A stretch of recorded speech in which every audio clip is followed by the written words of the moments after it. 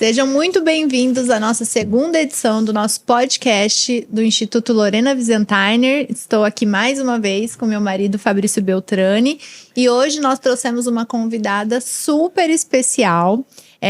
Uma convidada que tem um sentido da gente trazer ela aqui, porque nós fizemos o curso o qual ela ministra e foi um divisor de águas na nossa carreira. Então seja muito bem-vinda, Natália Rigon.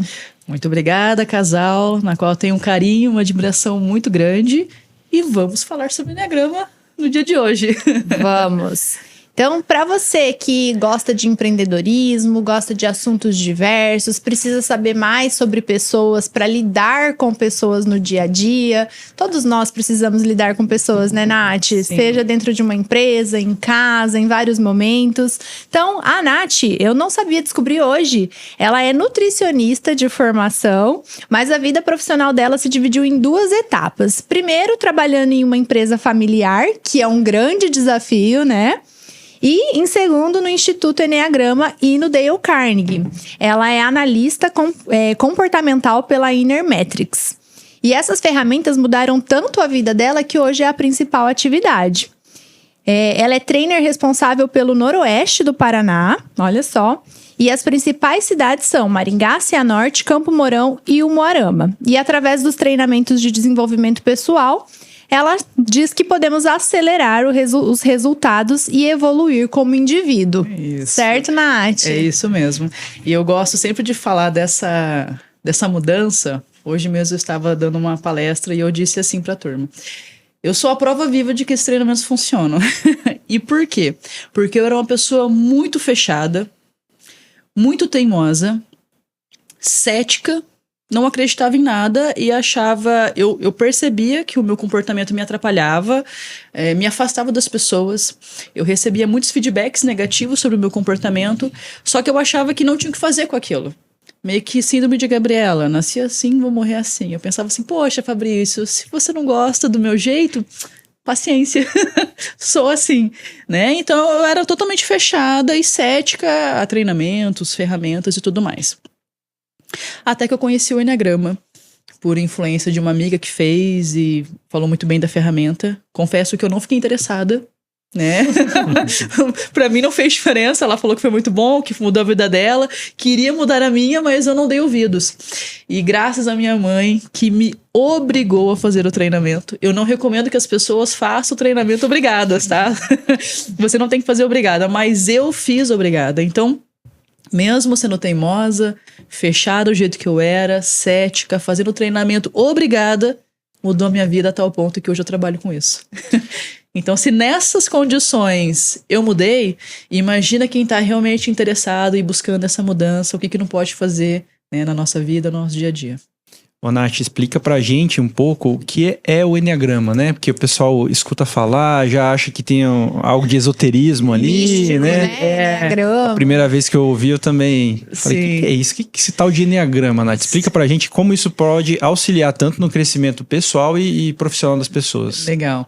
O Enneagrama realmente é uma ferramenta que ela vem sendo cada vez mais conhecida, mas confesso que a maioria realmente não sabe o que é, né?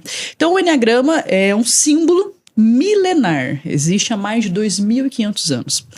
Muitas pessoas usam o símbolo para várias finalidades. Tem pessoas que usam o símbolo para estudar música, estudar matemática, gerir um projeto, e a forma mais conhecida é através do Enneagrama da personalidade, que através do símbolo você estuda as tipologias, né, as personalidades, os padrões comportamentais.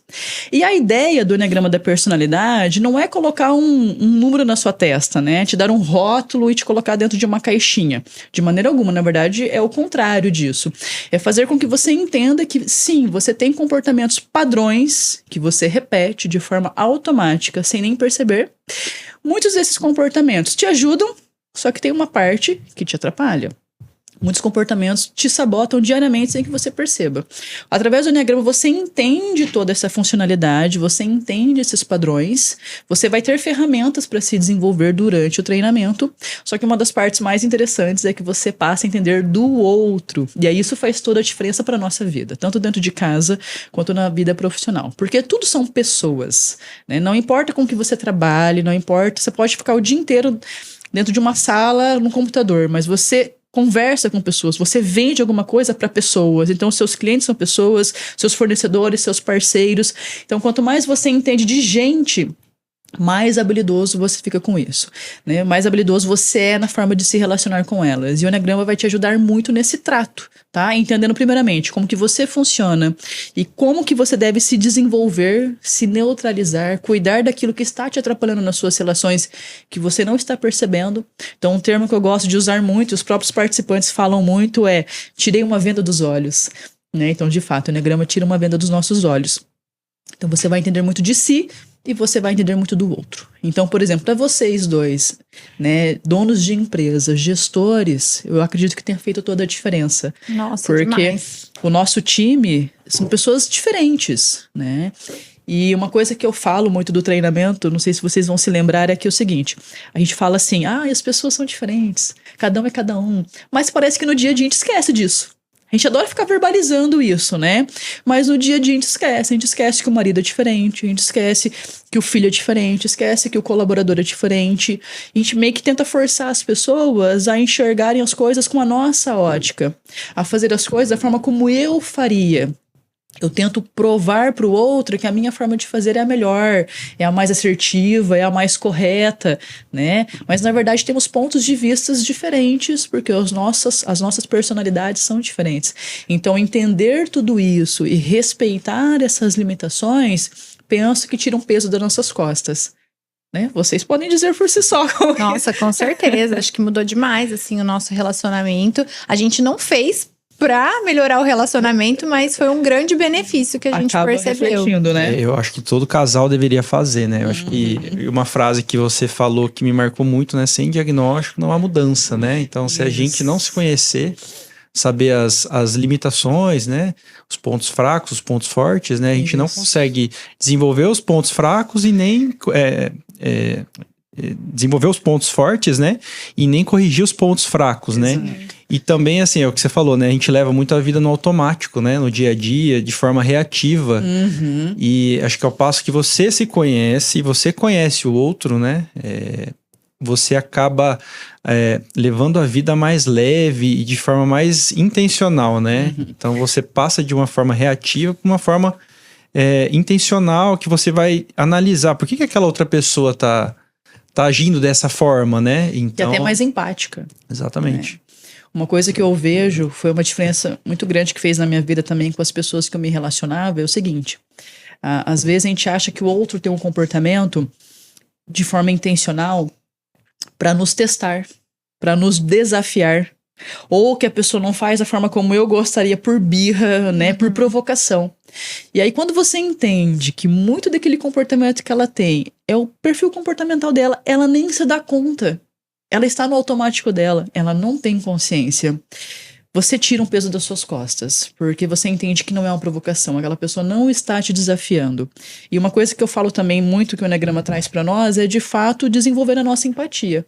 Por mais que esse não seja a sua intenção, quando você vem para o treinamento, é impossível você sair da mesma forma, né? Então, você vai olhar para o outro de maneira com mais carinho, né? Com mais ternura, com mais empatia, entendendo um pouquinho as dores, né? Que, de fato, as pessoas têm comportamentos que elas nem percebem que fazem. Então, isso faz toda a diferença para nós. E acho que não tem nenhum treinamento parecido com o Enneagrama, né? Assim, porque eu e o Fabrício, a gente estuda muito filosofia, psicologia. A gente sempre gostou de se desenvolver. E a gente tá naquela fase, acho que vai ser legal, mas acho que não vai ter tanto ganho, que vão ser coisas parecidas que a gente já viu. Mas não tem, né? Nada igual. Não tem. E é muito legal você falar disso, porque...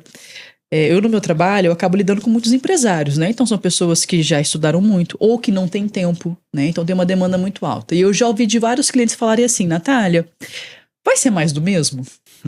Porque eu não tenho tempo, né? Se for mais do mesmo, eu dispenso, porque eu não tô com essa energia, eu não tô com esse tempo. Eu falo, olha, você já fez algo relacionado a Enneagrama? Porque caso você não tenha feito, eu te garanto que vai ser algo novo. De fato, não existe nenhuma ferramenta parecida com o Enneagrama. E até é muito curioso que ainda bem que está ficando cada vez mais conhecida. No ano passado, a revista Forbes recomendou o Enneagrama como uma das ferramentas mais utilizadas da atualidade, né? Então, está ficando cada vez mais conhecida, as pessoas estão usando cada vez mais. Legal. É claro que temos que tomar um cuidado com o lugar que você procura, né? O profissional e a instituição. Porque assim como tudo, né, na vida, na área de vocês, tem as pessoas que não estão tão bem qualificadas, o coaching. Na área de treinamento de desenvolvimento pessoal, é o que mais tem, né? Então, eu sempre falo assim, quando é um treinamento de desenvolvimento pessoal, você precisa ser criterioso com quem você escolhe e a instituição. Porque ali o barato sai caro. Aquela pessoa pode muito mais fazer uma bagunça na sua cabeça do que te ajudar. É diferente de um treinamento técnico.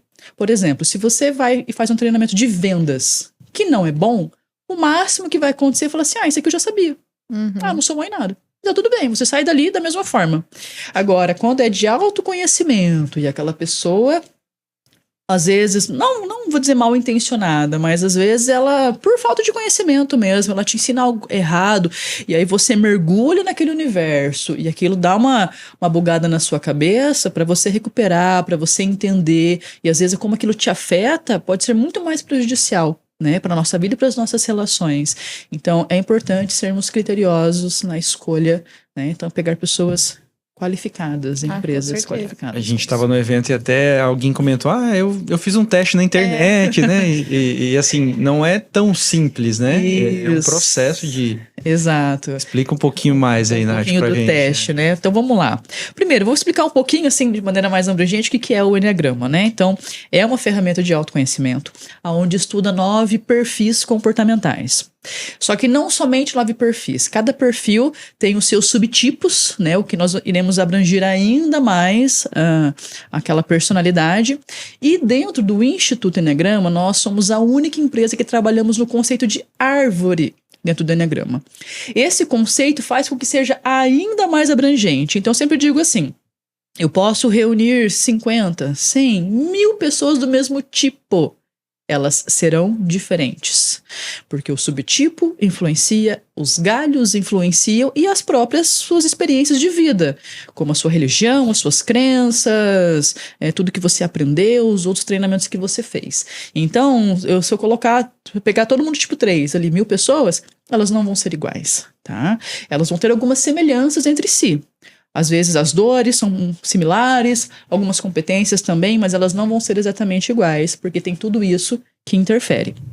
Então, dentro do Enneagrama ali, a gente estuda as 9 personalidades. E aí, tem os testes na internet, né? E muitas pessoas fazem o teste, ou quando escutam falar, a primeira coisa que já faz é procurar ali no Google, né, sobre o Enneagrama, a primeira coisa que aparece é teste de Enneagrama.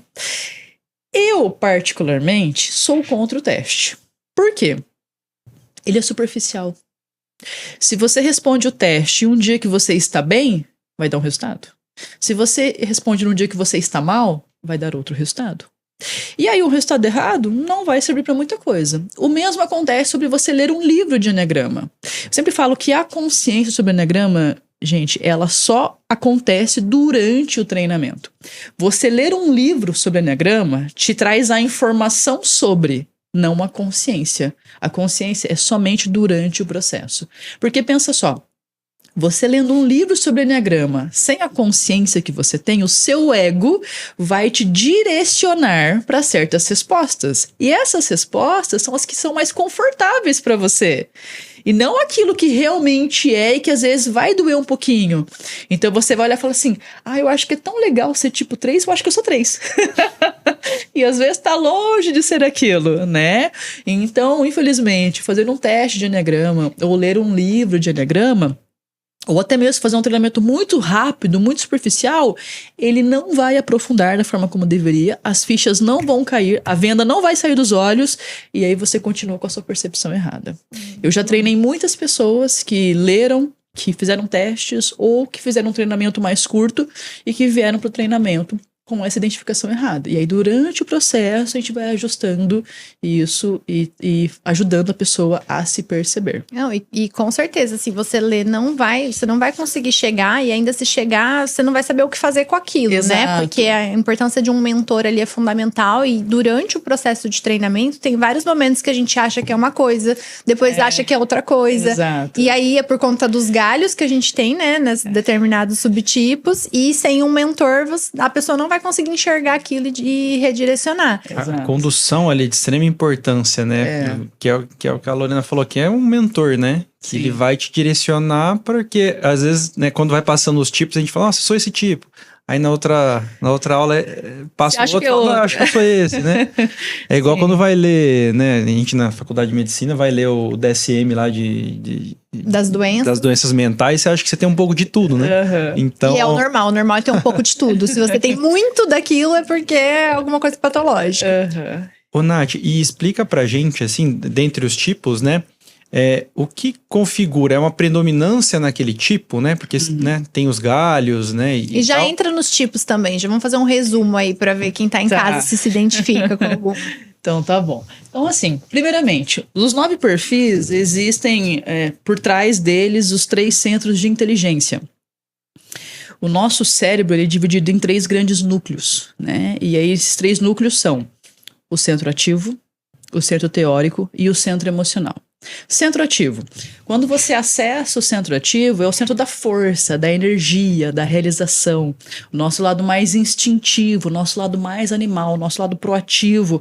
Aquela coisa de você botar a mão na massa, de você ser enérgico, de você liderar, de você tomar a frente, tá? Da força mesmo. Então ali a gente acessa o centro ativo. O centro emocional é o centro da conexão. É o centro da emoção, do sentimento, das percepções. Então, a minha habilidade de me conectar com as pessoas, de me conectar com o ambiente, de perceber a necessidade do outro, de estar atento às pessoas, né? De agir pela intuição, pelo coração. Então, pessoas assim acessam muito o centro emocional. E o centro teórico é o nosso lado mais analítico, o nosso lado mais racional. Nosso lado mais lógico, né? Então, as pessoas que são mais metódicas, que pensam muito antes de agir, que estudam, que são autodidata, que têm uma facilidade no aprendizado, são pessoas que normalmente se alimentam mais por esse centro. A questão é, nós temos os 3 centros, mas um deles é o nosso predominante, tá? Você acessa com muito mais facilidade. Posso dizer que 90% do tempo. Nós temos os 3. Então, claro que tem momentos pontuais onde você acessa a sua emoção, você acessa a sua racionalidade e também o seu centro ativo. Mas um desses 3 centros, ele é mais forte. E só de você perceber isso, já é bem esclarecedor, tá? De você perceber isso em você e você perceber isso no outro. Porque, por exemplo, se eu sou uma pessoa ativa e você é uma pessoa teórica, eu já tenho que, às vezes, ajustar a forma como eu me comunico com você, a forma como eu te apresento uma ideia, a forma como eu te vendo uma ideia. Porque eu entendendo que o Fabrício é um cara mais teórico, ele precisa de mais informações. Eu já estou mais interessada no resultado. Eu quero uma coisa rápida, mas para o Fabrício isso não passa confiança, né? Então eu preciso trazer uma explicação, números, dados. Quanto mais informações eu der para o Fabrício, mais confiante ele fica com aquilo. E aí ele me compra muito mais fácil, tá? E a gente vai estabelecendo uma relação de confiança. Então, primeiro ponto, nós temos esses 3 núcleos, esses 3 centros e um deles predomina em nós. Então, uma coisa para você fazer, já começa a analisar qual que é o seu centro predominante e qual que é o centro predominante das pessoas que você se relaciona. Essa predominância veio do nosso DNA. Nós nascemos com ela. Então, para quem tem criança em casa também, já comece a observar isso no seu filho, tá? Porque a criança já está dando sinais sobre isso. Dentro de cada um desses 3 centros, existem os 3 perfis. Então, vamos lá. A gente começa sempre explicando os emocionais. Então, os centros emocionais é o tipo 2, o tipo 3 e o tipo 4. O tipo 2, ele é alimentado pela emoção do orgulho. Orgulho traz sensação de capacidade elevada. Então, são pessoas que naturalmente têm uma tendência a serem pessoas mais comunicativas, pessoas que se conectam com muita facilidade, têm um carisma natural. São pessoas que são pessoas que sentem muito a necessidade do outro, sentem o ambiente, são pessoas que estão sempre se colocando à disposição do outro, são prestativos, né? Agem pelo coração mesmo. Existe até, às vezes, uma impulsividade aqui, né? Então, até mesmo quando a pessoa não pede minha ajuda, eu já me coloco à disposição. São pessoas que têm uma dificuldade de falar não. E quando você não fala não, você acaba não colocando limites, né? Aquela pessoa que chega na sala e todo mundo sabe que chegou, né? Isso, porque ela faz barulho, né? Ela chega, ela cumprimenta, e ai de você se não cumprimentar. Ela fica chateada. É aquela pessoa que ela dá, mas ela espera sim algo em troca, né? Exato. E às vezes Não só espera como cobra, né? Ai de você se não pagar, né? Então eles gostam sim de ter essa atenção, gostam muitas vezes de ser o centro das atenções, mas o tipo 2 são pessoas acolhedoras, carismáticas, são bons ouvintes e não mede esforços para te ajudar, tá? O tipo 3, ele é um emocional reprimido, que nós dizemos. Então, ele está dentro dos tipos emocionais, só que ele não acessa tanto aquela emoção. Então, são pessoas mais, como que eu posso dizer, mais individualistas, mais insensíveis, mas que têm muito a adequação ao seu favor. O que é a adequação? É a habilidade de se adequar, de se flexibilizar, de se moldar de acordo com o ambiente e as pessoas. Então o 3, ele consegue se moldar com muita facilidade e sempre pensando num resultado, né, nas suas metas, o que ele pode ganhar com aquilo. São pessoas que têm o faro para o negócio, né? Falo que o 3 não dá pingo sem nó. Então, estão sempre se qualificando. Uma coisa que eu gosto muito no tipo 3 é que não são pessoas acomodadas. Muito pelo contrário. O 3, ele sofre de um desconforto pela sua realidade. Então, os 3 estão sempre buscando se desenvolver. Ah, eu preciso de tal habilidade? Não tenho? Pera aí que eu vou buscar um treinamento, uma mentoria, o que quer que seja. Ou eu vou comprar aquilo que está me faltando, mas que vai me ajudar a atingir o meu resultado, tá? São pessoas que naturalmente também, por ter uma preocupação com a vaidade, né, são alimentados pelo vício emocional da vaidade, pela emoção da vaidade. Então são pessoas que tendem a se adequar muito em questão de postura, vestimenta, forma de se apresentar. Existe uma preocupação. Sempre quando eu me preocupar que imagem que eu estou transmitindo, o que as pessoas estão pensando e me ajustar, é a vaidade me influenciando ali dentro. E muito do que o 3 faz é para ser visto, né? Por isso que eu falo que não dá pingo sem nó. Então eu faço, eu bato as metas, eu conquisto, eu realizo, mas eu quero te mostrar e eu quero receber a sua admiração por isso. Não é somente por fazer. E muitas vezes o 3 ele acaba ficando refém disso, porque lá no fundinho talvez ele não faça aquilo que realmente satisfaça ele como inteiro, mas sim o que ele acha que as pessoas esperam dele. Muito do que o que as pessoas querem ver. Então eu acabo adequando essa minha imagem, pago um preço alto por isso, tá? E é comum o tipo 3 colocar muitas vezes o trabalho em primeiro lugar, sacrificando às vezes momentos com a família, de lazer, de descanso, porque o resultado acaba sendo mais importante. Então ele paga um preço alto, mas sempre para preservar aquela imagem do bem-sucedido, do performático, né? Da pessoa que realiza. E por fim, o nosso próximo emocional é o tipo 4, da emoção da inveja. Dentro do Instituto nós falamos da inveja. Por quê? O que o 4 mais faz é olhar para dentro. Então ele se autoanalisa, né? Ele está sempre tentando entender o que se passa aqui dentro. E por conta desse movimento, ele acaba tendo uma introspecção muito grande e uma densidade emocional. Então são pessoas extremamente sensíveis. Eu falo que o 4 é como se fosse uma esponja, então ele absorve muito a energia do ambiente. Então se o ambiente está pesado, aquilo o afeta. Se o ambiente está alegre, aquilo também o influencia. Então a energia do 4 sobe, então ele fica nessa oscilação. São pessoas muito críticas, exigentes e sofrem muitas vezes com a comparação com o outro, ou até mesmo com ele mesmo. Então o 4 tem uma dificuldade de viver o presente e estar satisfeito com o presente. Ele está sempre analisando aquilo que falta para ele, tem uma autoconfiança baixa. Então tipo 4 te entrega algo muito bom, mas na visão dele ainda falta alguma coisa, não está bom o suficiente, né? Então ele está sempre se cobrando em relação se comparando e se comparando também.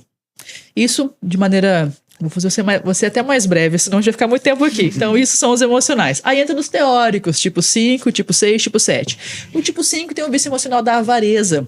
São pessoas dos teóricos ou mais caricato deles, tá? Então, são pessoas mais tímidas, introvertidas, têm-se uma dificuldade na comunicação, uma dificuldade de se conectar com o outro, porque é como se tivesse uma barreira. A avareza, eu falo que ela é a emoção de corte, a emoção da retenção. Então, a avareza segura o tipo 5. Segura na hora de se posicionar, na hora de externalizar os seus sentimentos. Então, é tudo muito contido. Tom de voz mais baixo, linear, pouca expressividade no rosto. Você nunca sabe o que ele tá pensando. Você nunca sabe o que ele tá pensando, é uma caixinha de surpresas, né? Porque ele pode estar num dia péssimo ou num dia maravilhoso, a cara é a mesma, né? Por pensar demais, perde o timing da ação facilmente, né? Possível aquele que gosta de ler manual das coisas, né? Comprou um produto, comprou um microfone, eu vou ler um manual de como que usa o microfone. A melhor maneira de utilizá-lo, né? Então aqui estão os leitores de manuais mesmo. Então, por estudar demais, por pensar demais, perde o timing. Porém, são grandes planejadores, estrategistas, tá? Eu brinco que o 5, às vezes, ele é o oráculo da empresa, né? Então, você tem um assunto que você não sabe nem por onde começar, pergunta pro 5. Porque se ele não tem aquela informação, ele vai estudar sobre, né? Então, os 5 são pessoas ali profundas, autodidatas, então estão sempre buscando mais informações. O tipo 6, que faz parte dos tipos do triângulo, né? Que é o 3, o 6 e o 9, é um teórico que reprime a teoria. E por conta disso, são pessoas muito desconfiadas, tá? Eu falo que o 5 não confia nele, não confia no outro, não confia no ambiente. Então, ele não tem um pezinho atrás, ele tem o corpo todo. O 6, né? O 6. E o tipo 6, eles são pessoas que são movidas pela emoção do medo. E o medo me traz insegurança, me traz ansiedade. Ansiedade vem de um excesso de preocupação. Então, o que acontece na cabecinha do 6? As ideias fervem. São muitas ideias. Ele tem um viés muito pessimista para essas ideias. Então ele dispara muitas ideias acontecendo na cabecinha dele. Ele imagina tudo dando errado. Ele já fica preocupado, aflito, angustiado caso aquilo aconteça. Mas mais de 80% das nossas preocupações não acontecem. Então pensem o quão difícil é você ser refém dessas ideias, né? Isso acontece muito com o tipo 6. Acaba tendo até um gasto energético por pensar com o que pode acontecer. São pessoas mais indecisas também. Porém, quando você consegue conquistar a confiança do 6, que é algo difícil, tipo 6 não enche uma mão de pessoas que ele realmente confia.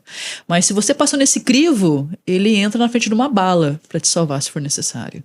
Tá? Existe um sentimento de proteção, de zelo e de lealdade muito grande ali com o tipo 6. O tipo 7, que é o nosso último teórico, ele é bem diferente do 5 e do 6. Ele é alimentado pela emoção da gula.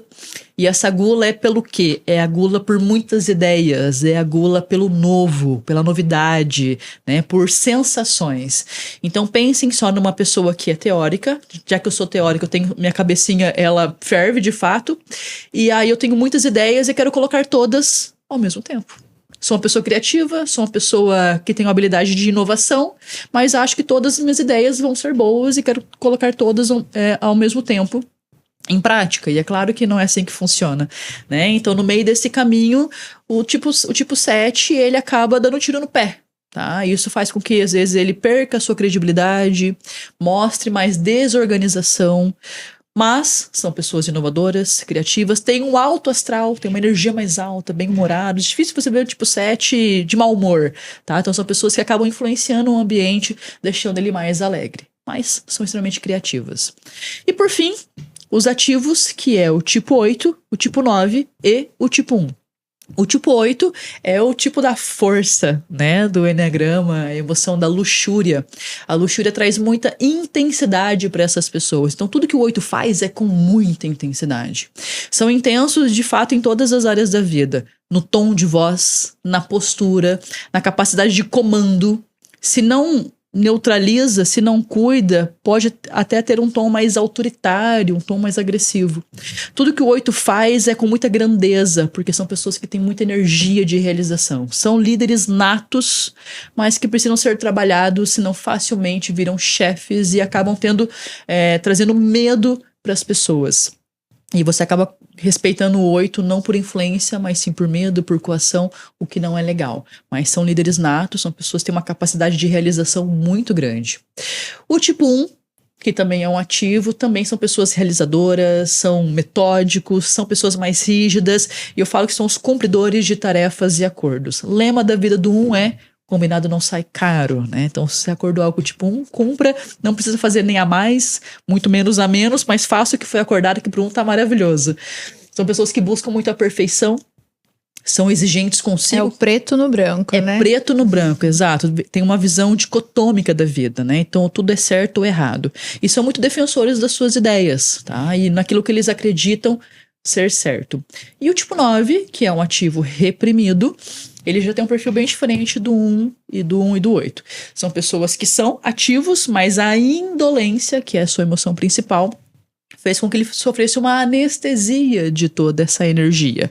Por conta disso, são pessoas que vão ter mais dificuldade em se posicionar, em tomar iniciativa, em ter um protagonismo mesmo, porque tomar essa decisão é um conflito interno.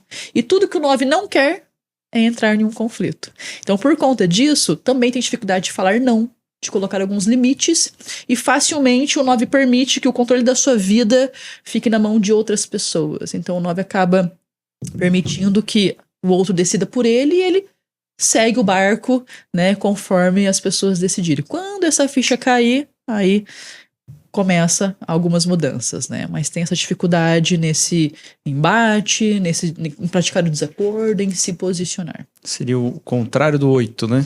É bem contrário. E do 1 também, né? São bem diferentes. Então, de forma, né? Até me estendi um pouco, mas de forma resumida, esses são os 9 perfis do Enneagrama. É claro que durante o treinamento a gente vai entender muito mais profundo sobre esses perfis, o quão diferentes eles são em relação aos subtipos, em relação aos galhos, né? Mas de forma bem... tentando trazer de forma resumida os 9 perfis. Eu acho legal a gente passar por cada perfil, porque eu acho que é uma forma das pessoas se identificarem, né? E porque, assim, quando eu fui fazer o Enneagrama, nós temos essa tendência, né? De nos achar muito especiais. Nossa, eu sou única e singular, eu funciono desse jeito, ninguém mais funciona como eu funciono. E aí você vê que você faz parte, que você tem um modus operandi ali, que tá te guiando, que você tem determinadas ações por conta desse seu perfil, tudo ficou muito mais claro. Primeiro que já diminuiu o ego naturalmente, porque você vê que você não é tão especial assim, né? Tem outras pessoas que também pensam dessa forma. E melhora muito o relacionamento. Eu vou dar um exemplo, né? A gente começou a fazer principalmente voltado para a questão da empresa, né? Eu sou muito focada em resultado e isso com certeza melhorou muito o nosso relacionamento, porque pra mim eu funcionava assim, né? Funciono ainda, mas estou em lapidação. Pra mim era muito ação, tinha que ser feito porque assim que ia dar certo, focada naquilo que ia acontecer depois. Então, por exemplo, tenho muita dificuldade de respeitar processos. Se tem um processo que eu tenho que ir no degrau aqui, depois passar pro outro degrau. Se eu vejo um caminho pra encurtar, pra chegar mais rápido ali, eu vou encurtar, eu vou pegar o atalho. Só que isso tem um custo, né? Sim. Isso não é bom o tempo todo. E o Fabrício, por outro lado, que é mais teórico, analisa muito as situações. Só que eu achava que, por exemplo, quando a gente tinha uma decisão para tomar, eu achava que ele estava fazendo corpo mole, que ele demorava para tomar a decisão porque ele não queria pensar naquilo. E quando eu entendi que não, que ele estava analisando o que poderia dar certo, o que poderia dar errado, e juntando essas informações, a gente começou a funcionar muito melhor. Sim. Porque realmente ele é necessário para mim, para que eu possa também tomar as decisões de forma mais correta. Porque nessa de toma decisão, sai erros e acertos, né? Então, ter uma pessoa ali que te complementa é muito importante. Então, isso diminuiu muito, assim, a angústia que eu tinha de, que demora para tomar as decisões.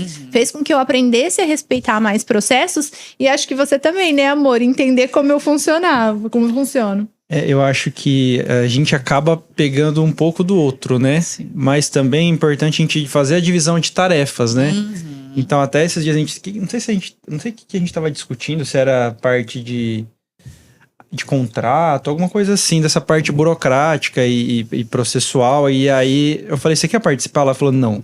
Essa parte eu pulo o processo, então você que vai fazer, né? Então a gente acaba dividindo, né? E eu acho que isso é importante, né? Na empresa também, né? Que a gente acaba direcionando as pessoas pro que ela o ponto forte dela, né? Isso, exato. E só que também tem aquela questão que às vezes você sabendo disso, você acaba, por exemplo, eu só vou contratar tal perfil, né? Esse perfil eu não quero, né? Mas conta um pouquinho, Nath, porque você sempre fala, não, todos os perfis são bons, né? Isso.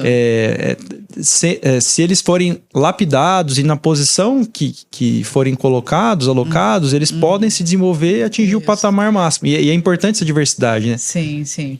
Pegando um pouco, trazendo um pouquinho aqui o gancho da Lorena, ele já entra nesse assunto. Quando ela falou assim, poxa, quando eu fiz o Enneagrama eu achei que eu era uma joia rara, né? Só eu tenho essa habilidade, mas o inverso também acontece. Eu já ouvi muito participante falar assim, poxa, eu me senti um peixe fora d'água, eu achava que só eu tinha essa dor, só eu tinha essa dificuldade.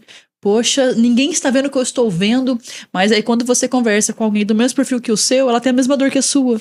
E vocês acabam se compadecendo e falam, ai, amiga, obrigada. Né? Achei que era só eu que estava vendo as coisas desse jeito. Então tem os dois pontos, né?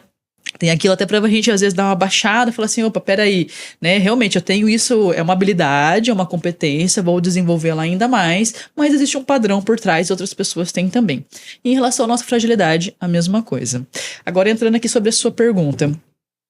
Na minha opinião, todo líder deveria ser enneagramado. Porque uma das responsabilidades da liderança é desenvolver o seu time, é fazer com que eles ganhem autonomia, é fazer com que eles sigam os processos e atingir os resultados da empresa como um todo. E como que você faz isso com um time que você não sabe como que funciona? Você não entende o perfil de nenhuma daquelas pessoas. Primeiro, você não sabe nem como que você funciona. Quem diga lá o do outro? E eu penso que é por conta de um desses motivos que a liderança ela é tão desafiadora, né? Então, quando a gente entra numa empresa, tem muitas críticas, os gestores estão desesperados que não sabem mais o que fazer, né? Porque às vezes você está dando murro em ponta de faca. Então, primeira coisa, você precisa entender de você, aonde que você como gestor está falhando, porque quando você está numa posição de liderança, concordam comigo que você está numa posição de influência e deveria estar numa posição de admiração com o seu time? Com certeza. E a cada deslize que você tem, você vai tirando um pouquinho esse brilho nos olhos que o seu time deveria ter com você. E é por isso que nós vamos desengajando o nosso time, vamos ficando cada vez mais distantes, porque você está pecando em coisas que você não está percebendo, você está tirando o brilho dos olhos do seu time e chega lá na frente e às vezes você critica a pessoa ainda. A culpa é do time, não é nossa. Então, primeiro, entender aonde que são as suas falhas como pessoa, como gestor, é o primeiro grande passo para que você comece a se desenvolver e estar atento a tomar certos cuidados. Segundo, entender como seu time funciona vai te ajudar de diversas formas, tá? Primeiro, a você fazer esse mapeamento do seu time e aí de forma individual e personalizada trabalhar em cima das dificuldades e competências que cada uma daquelas pessoas tem, tá? Então você para de colocar todo mundo dentro de um mesmo saco e tratá-los de um jeito só. Então você passa a tratá-los de forma individual, até entendendo as motivações de cada um deles. Na hora que você for fazer um elogio ou um feedback, fazer isso de forma personalizada, porque com algumas pessoas você tem que ser mais firme, com outras, se você for firme demais, espana, tem que passar um pouco mais a mão na cabeça, então você vai tendo esse jogo de cintura com cada uma dessas pessoas. Outro ponto que você pode fazer é reavaliar se aquela pessoa está na função correta. Tá? De acordo com o que a função exige, se aquela pessoa tem as competências necessárias para vir de encontro. Isso é alguma coisa que faz muita diferença, porque, por exemplo, digamos que você precisa de alguém para o financeiro. Normalmente, o financeiro espera-se que essa pessoa seja organizada, detalhista, atenta e siga os processos, né? Porque é números. Você não pode ficar cada hora fazendo de um jeito para um cliente, né? Tem que ter um processo a ser seguido, senão a conta não fecha no final do mês. Aí você contrata um perfil que não tem nada disso. Uma pessoa que não segue processo, uma pessoa que quer fazer tudo do jeito dela. Super criativa. Uma pessoa super criativa, que ela se cansa de ficar ali na tela do computador. E que daria muito certo, às vezes, em outra função, né? Que daria muito certo na parte comercial, por exemplo, na parte do marketing da empresa. Então, por mais que aquela pessoa que está no perfil, que está na função errada, por mais que ela tente, o gasto que ela vai ter, o gasto energético mesmo, vai ser muito grande e o resultado, às vezes, dela, é pequenininho. Tá? Então, você casar a função com as habilidades do indivíduo faz toda a diferença, tá? Mas tem um outro lado também. Às vezes tem participante que fala assim, eu não quero mais contratar esse perfil, eu só quero contratar esse, achando que vai ser a salvação da pátria. Calma. Quer contratar só tipo 3, né? Quer contratar só tipo 3, né? Calma, calma que não é bem por aí. Por quê? Existem aqueles casos de pessoas que, digamos, o perfil dela não é o melhor para aquela função, mas aquela pessoa quer muito. E ela está disposta a se desenvolver. Ela está aberta a buscar ferramentas. Aposte nessa pessoa, tá? Essa vai te dar muito mais resultado do que você trocar ela, colocar o perfil ideal e às vezes aquela pessoa não está disposta, tá? A vestir a camisa ali da empresa, daquela função, tá? Então é claro que nós temos que ter um bom senso, tá? Tem que ter o equilíbrio das coisas. Então não é levar nada a ferro e fogo. Eu falo muito isso durante, né, o treinamento. Não leve as coisas a ferro e fogo, tá? Porque você está lidando com pessoas e as pessoas podem se desenvolver desde que elas queiram. Tá? Isso é muito verdade. Tem uma colaboradora nossa que ela tá lá comigo desde o começo, né? E ela é tipo 1, né? Então é preto no branco, é certo e errado, ela lida muito bem com processos, mas como ela sempre quis fazer as coisas acontecerem, ela tá desde o começo, ela veste muito a camisa, ela tem muito amor por tudo ali, ela já fez um pouco de tudo, ela já foi comercial e ela conseguia fazer aquilo muito bem, então ela fazia um pouco de cada coisa, ainda que não fosse a habilidade principal dela. Então acho que quando você quer, você tá disposto a mudar, você tá disposto a evoluir, você consegue sim, mesmo sendo um tipo que não é tão tradicional assim, Isso. né? E aí você tendo essa consciência, então vamos supor assim, digamos que você tem um tipo 5 na sua equipe, que é uma pessoa muito mais mental, uma pessoa mais tímida, mais introvertida, mas essa pessoa, ela quer fazer a parte comercial. O tipo 5 não poderia ser comercial? É claro que poderia. Vai ter um perfil diferente de vendas. E vão ter clientes que vão gostar daquele perfil, tá? Vai ser uma pessoa que vai trazer muita segurança na hora de explicar, por exemplo, no seu caso, sobre os processos, como que é o procedimento, né? Por que aquilo aconteceu? Depende do nicho da empresa também. Se for uma compra mais técnica, né? Exato. Então, tudo depende. Então, a gente não pode colocar as pessoas em caixinhas, né? Perfil tal nunca poderia estar nessa função. Pode. Você entendendo quais são os desafios que você vai ter e se você estiver disposto a isso, poxa, só a favor apostar nessa pessoa que tá afim do que somente substituí-la pelo perfil que seria o ideal, mas aquela pessoa não tem consciência e não está disposta, tá? Então nós temos que temos que tratar as pessoas como pessoas. Tá? Com certeza. E então a gente falou dessa parte ali da liderança, né? Que é importante ali para a empresa, né? E também tem a questão do entendimento do cliente, né? Então, principalmente acho que na parte comercial, né? Acho que o treinamento é importante por isso, né? Que você vai fazer a identificação do cliente que está ali sentado com você, falar, olha, esse perfil é um pouco mais teórico, né? Como que eu vou conduzir? Né? Já sabendo disso, né? De antemão eu já vou ter uma proposta e uma condução diferente de um que já é mais ação, né? Isso, que às vezes ele só quer, né, comprar, ou tipo 3, né? Que é mais prático, né? Já quer comprar e resolver o problema, né? E como que é isso, Nath?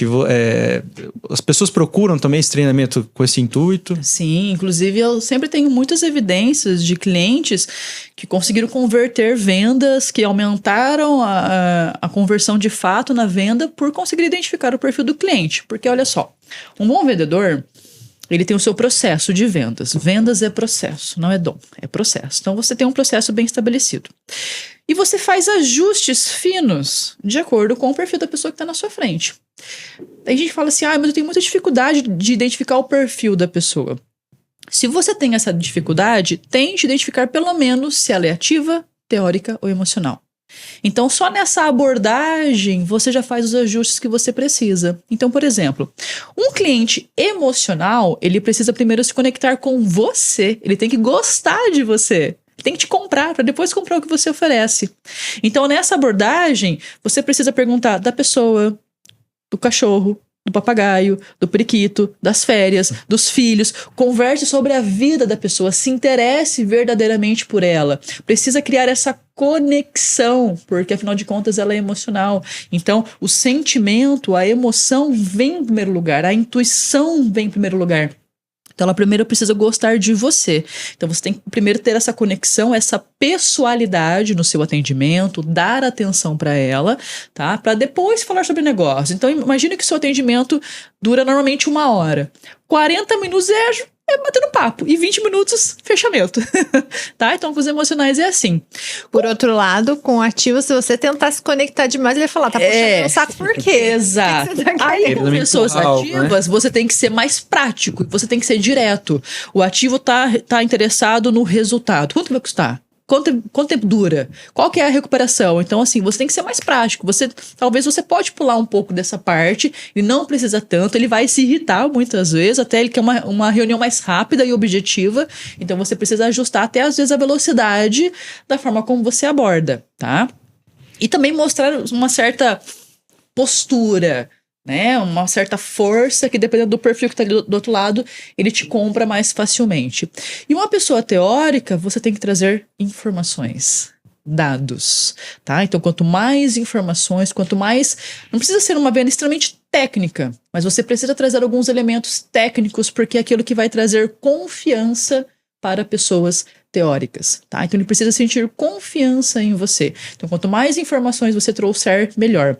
E uma dica que eu sempre dou é que em um atendimento com pessoas mais teóricas, não fique só na conversa. Se possível, mande um PDF, um informativo, porque o teórico vai ler realmente aquelas informações, né? Eu então, tenho é dó importante. do vendedor de carro quando o Fabrício vai ver o carro, porque ele sabe Vai mais perguntar informações tudo. do que o vendedor. Exato. E ele pergunta só pra testar, pra ver se é aquilo mesmo que ele já sabe. E isso daí é realmente muito verdade, né? Os teóricos te testam pra saber se você tá falando abobrinha ou não. Né? Pra saber se eles podem confiar naquele vendedor ou não. Então, você como vendedor, você tem que estar muito bem preparado. E também atento a esses sinais, porque ele vai te testar. Tá? Então, ele faz uma perguntinha só pra saber se você realmente sabe ou se você tá falando groselha. Eu lembro quando a gente foi trocar de carro, eu fiquei acho que uns 6 meses pesquisando, sabia todas as especificações, tudo que você imagina. Aí cheguei lá pra levar a Lorena, né? Pra ver. Ela falou assim: ah, é esse aí mesmo, vamos comprar. Eu falei: o quê? Vamos comprar, é isso aí. Não, ele Você depois não quer saber dele... qual que é o carro?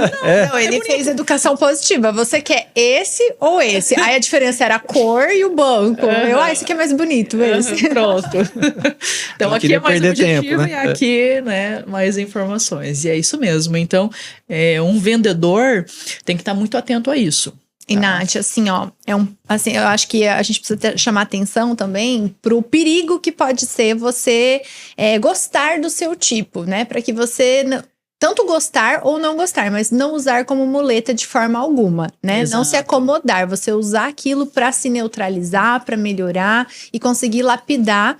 Tanto para que você possa melhorar, quanto você possa compreender as pessoas e não tipificar as pessoas, né? Ah, você é tal, você é tal. Não é esse o objetivo, né? Exato. E é importante você falar isso, porque em todas as turmas, sempre tem aqueles que amam o perfil e vestem a camisa e falam: ai, falta se apresentar assim, eu sou a Natália, perfil tal. E tem aqueles que ficam numa briga interna, tipo: ai, eu não queria ser esse perfil, meu Deus, meu perfil é péssimo. E, na verdade, nós não devemos ter essa percepção, porque os perfis são diferentes e todos são recheados de competências e fragilidades. Só que essas habilidades são todas diferentes. Então, você tem o seu valor. Você tem habilidades que o Fabrício não tem e vice-versa. Tá? Então, é importante você ter orgulho sobre isso. Então, durante o treinamento, eu sempre falo que a gente passa por 3 etapas. A consciência, que é você ter a sua identificação, você chegar a essa conclusão, você tirar essa venda dos olhos. Tem que ter a aceitação, você tem que aceitar o seu perfil. Não é legal você ficar nessa briga interna do tipo: eu não queria ser esse tipo. E depois vem a mudança. Se você pula uma dessas 2 etapas, dificilmente essa mudança ela é consistente. Às vezes ela acaba sendo só momentânea. Então você tem que experimentar muito bem esses 2 processos. E essa aceitação não é você ter aquele... É importante ter brio, mas não usar como muleta, tá? No sentido de: eu sou esquecida mesmo, eu sou desatenta mesmo porque eu sou esse perfil. Eu sou grosseiro, não tenho paciência com as pessoas porque eu sou o tipo tal. Não, de maneira alguma. Quem usa essa justificativa está fazendo da forma errada, tá? Você passou pelo Enneagrama justamente para você entender essa sua característica e começar a trabalhar isso a partir dali. Eu entendo também e falo isso dentro de sala que essas mudanças, elas não serão instantâneas. Porque pensam só, existem comportamentos em nós que estão ali há muito tempo. É algo muito enraizado. Então é claro que essa mudança não vai ser da noite para o dia. Mas ela é totalmente possível. Desde que, primeiro, você precisa ter a consciência. É sempre o autoconhecimento, ele é a base de tudo. Entendi como que eu funciono. Agora eu vou buscar ferramentas que vão me ajudar a neutralizar isso. E aí é um processo. É um degrauzinho por dia. Se você manter essa constância, em meses, muitas coisas mudaram. Em anos, mais ainda, tá? Mas precisa ter essa consistência. Então, o ideal não é você usar o seu perfil como justificativa pelas suas falhas, tá? E sim que você passe a se desenvolver a partir dali. Não, e pessoal, assim, muda a vida, né, da pessoa, da empresa, né? Eu acho que por trás de todo CNPJ tem um CPF, né? Sim. E se o CPF não for forte, Exato. o CNPJ não é forte também. Então a gente tá sempre investindo, porque eu considero um investimento, porque Sim, com a gente tem muito retorno com o desenvolvimento pessoal, né? E a gente se desenvolvendo, a gente consegue liderar melhor, né? A empresa cresce faturamento e isso retorna, assim, muito, muito rápido, muito né? rápido. Então, assim, recomendo para todo mundo que está assistindo, né? Procurar a Nath. Isso. A gente brinca que nós somos os testemunhos de Enneagrama. Porque quando alguém vem trazer algum problema para nós, assim, ali dentro da empresa, ou até amigos mesmo, a gente percebe que tem uma venda e a pessoa não está enxergando. E não tem como você falar, deixa eu te mostrar os 9 tipos. Não dá. Então, eu já recomendo logo de cara. Sim. E eu acho que a gente tem um grande papel dentro da nossa clínica, que é uma empresa, né? Que não é só fazer transplante, não é só sobre cabelo, é muito além daquilo. Então, todas as pessoas que passam por ali, a gente quer deixar um pedacinho de nós nessas pessoas, a gente quer deixar um legado e a gente quer transformar a vida de quem tá com a gente todos os dias. A gente fala que a gente convive mais com as pessoas que estão ali, às vezes, do que com os familiares. Então, ali já virou quase que obrigatório. Sim. A gente entra um perfil novo que às vezes tá tendo uma dificuldade ali, que a gente vê que o Enneagrama pode ajudar, a gente ou dá para a pessoa o curso ou cria modos que a pessoa possa realizar aquele curso, que ela consiga arcar, mas a empresa ajuda. Então, a gente sempre dá um jeito de melhorar as pessoas. E eu acho que isso muda mesmo a nossa forma de pensar, muda a nossa vida, né? Acho que mudou muito a nossa vida depois disso. Ser fator de soma na vida das pessoas que cruzam o nosso caminho, né? Dos pacientes, dos funcionários, né? Sim. Dos amigos, dos familiares. Então a gente tá sempre indicando, né? E todo mundo que vai, assim... agradece. Todo mundo tece elogios, porque muda a vida da pessoa mesmo. Porque, de fato, é uma ferramenta que ela amplia o nosso campo de visão. Então, por exemplo, quando um amigo de vocês vem relatar alguma coisa, vocês já tendo o conhecimento, falam assim, nossa, mas seria tão fácil resolver isso com o Enneagrama. É o que você falou, tirar a venda ali, né? É um ajuste, a pessoa não está enxergando, exato. E por mais que você fique, amigo, mas o problema tá aqui. A pessoa não tem a consciência, a ficha dela não caiu. Então, por mais que você fale, por mais que você aponte, não funciona. Não funciona. Né? Por isso, gente, já dei de presente pra minha mãe, pra minha prima, que agora tá entrando na residência, pros nossos funcionários, os médicos lá da clínica já fizeram, é quase que obrigatório. E eu até falo dentro de sala, né? Que bom seria se todos tivessem acesso, né? Se isso ensinasse nas escolas, por exemplo, né? Se o mundo fosse enneagramado, muitos dos conflitos, coisas pequenas que nós temos hoje, não existiriam. Porque se cada um tivesse a sua autorresponsabilidade, entendesse aquilo que precisa trabalhar, e entendesse essas diferenças do outro e respeitasse, os nossos relacionamentos seriam muito mais equilibrados, saudáveis, né? E às vezes a gente bate na trave com as pessoas por pouca coisa. E aí dentro de um casal, também é maravilhoso, eu brinco dentro de sala que Enneagrama salva casamentos, né? Porque quando um do casal faz, já é bom. Você já começa a entender bastante coisa e você já consegue evitar muitos conflitos, né? Eu trago muitos exemplos também do meu relacionamento, porque eu fiz o Enneagrama primeiro, meu marido fez depois. Então eu sempre falo pra ele, assim, você não tem noção do tanto de discussão que eu já evitei por saber como que você funciona. Então realmente é muito bom. Mas quando ele fez, foi ainda melhor, né? E aí vocês dois fizeram juntos, então a troca era muito bacana, né? Então de fato ali vocês conseguem se alinhar muito bem. E o contrário também é verdadeiro. Dentro do treinamento eu falo dos prejuízos que nós podemos ter por não ter essa consciência, né? Então isso pode interferir no nosso casamento, de fato. Isso pode interferir no sucesso da nossa empresa. Isso pode interferir na relação entre pais e filhos, amigos, sócios, e aí chega aquele caso mais extremo, que é sobre a nossa saúde. Você pode se alimentar bem, você pode estar numa boa forma física, mas se a sua mente adoece, o seu corpo padece.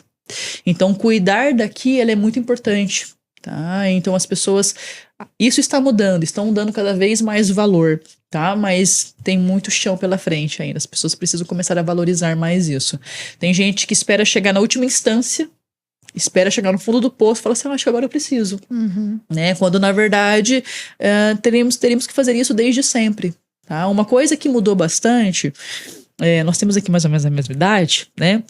Quando eu fiz faculdade, se falava muito de fazer faculdade, especialização, mestrado, e só você se munir de conhecimento técnico. Ok, isso é bom, isso nos ajuda. Mas não é tão assertivo você ter muito conhecimento técnico e não ter as habilidades necessárias para colocar tudo aquilo que você aprendeu em prática. Seja no seu dia a dia, seja na liderança, seja para ensinar outras pessoas.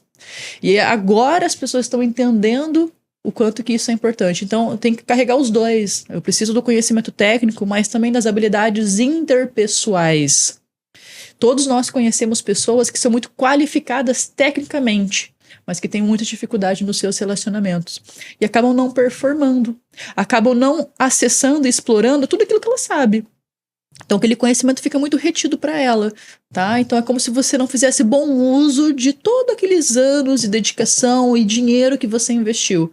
Então, eu preciso ter aqui esse equilíbrio, né? Das parte técnica e das habilidades interpessoais. É aquela máxima, né? Que as pessoas são contratadas pela capacidade técnica e demitidas pela parte comportamental, né? Então, hoje eu acho que até a gente aplica vários testes comportamentais antes de admitir na clínica, né?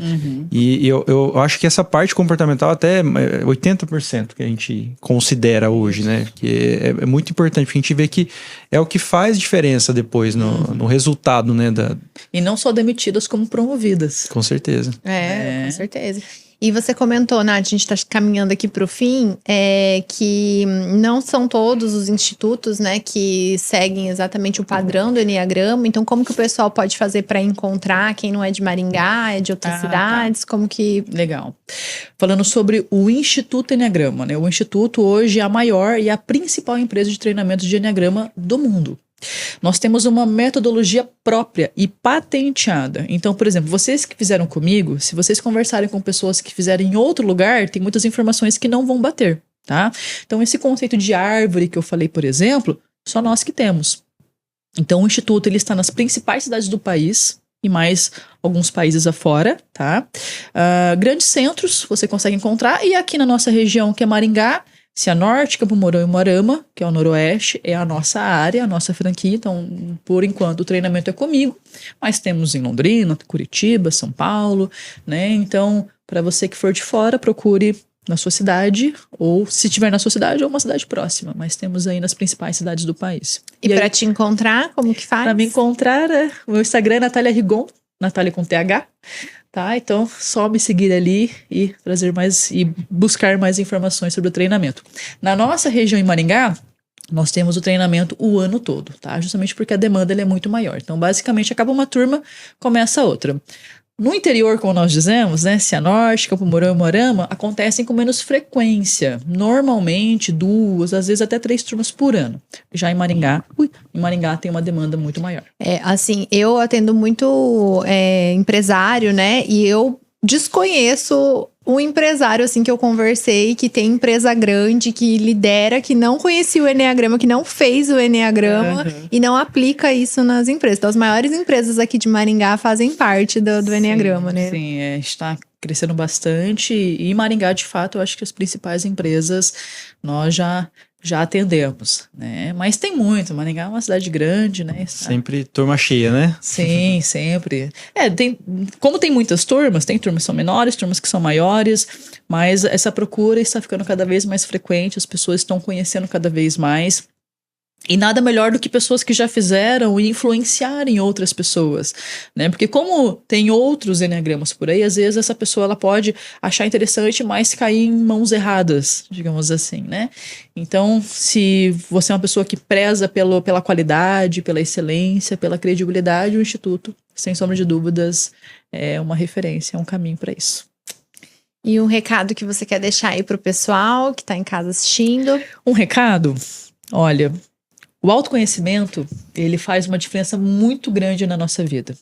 Antes de você buscar desenvolver certas habilidades, primeiro procure entender o que te falta, como que você funciona, que comportamentos que você precisa tratar. Antes de você trabalhar a sua liderança, procure entender aonde que você está falhando como líder. Antes de você procurar mais técnicas de vendas, procure entender aonde como vendedor você está falhando, que ajustes que você precisa fazer.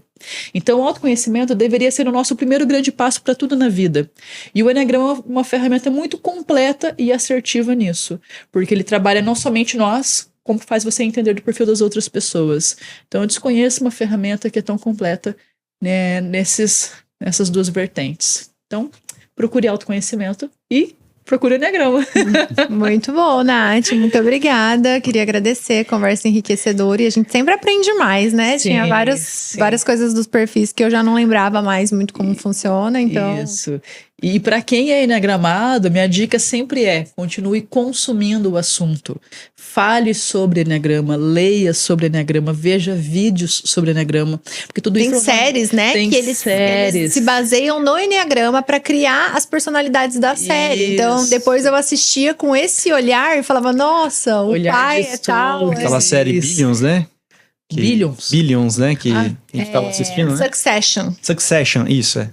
Succession, nossa, é muito, assim. E depois eu fui ler, realmente foi criada por conta do enneagrama. Sim, e na verdade, durante o treinamento, até mesmo no site do Instituto, nós damos várias dicas de filmes e séries para você assistir com esse olhar de estudos. Então, isso é uma maneira de você estar treinando a sua observação e pegar ali alguns comportamentos. Então, tem muitas formas de você manter esse conteúdo vivo, né? Então, a ideia é que você esteja sempre se alimentando disso, senão acaba caindo no esquecimento mesmo, tá? Então, busquem sempre, porque vai ficando cada vez mais afiado. Né? Maravilha, muito obrigada. Beleza. Obrigado, Ótimo. Nath. Foi Essa uma aula. aula aí, né? Uma revisão do que a gente aprendeu no curso, né? Meus queridos, obrigada pela oportunidade, pela conversa. É sempre um prazer enorme estar na presença de vocês. Obrigada. Obrigado você, Nath.